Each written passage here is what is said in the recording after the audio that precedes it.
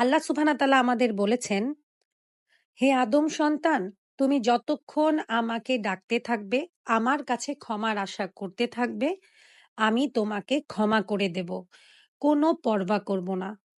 হে আদম সন্তান, তোমার পাপসমূহ যদি আকাশ পর্যন্ত পৌঁছে যায়, অতঃপর তুমি আমার কাছে ক্ষমা চাও, আমি ক্ষমা করে দেব। কোনো পরোয়া করব না। হে আদম সন্তান, তুমি যদি গোটা পৃথিবীর সমান পাপ নিয়ে আমার কাছে আসো এবং শিরক থেকে মুক্ত থাকো, আমার সাথে সাক্ষাৎ করো, আমি পৃথিবীর সমান ক্ষমা নিয়ে তোমার সাথে সাক্ষাৎ করব। এবং সূরা আন-নিসায় আয়াত নাম্বার ১১০-এ আরো আল্লাহ সুবহানাহু ওয়া তাআলা আমাদের জানিয়ে দিয়েছেন যে গোনাহ করে কিংবা নিজের অনিষ্ট করে অতঃপর আল্লাহর কাছে ক্ষমা প্রার্থনা করে সে আল্লাহকে ক্ষমাশীল করুণাময় পায়। অর্থাৎ আমাদের এটা ভাবার কোনোই কারণ নেই যে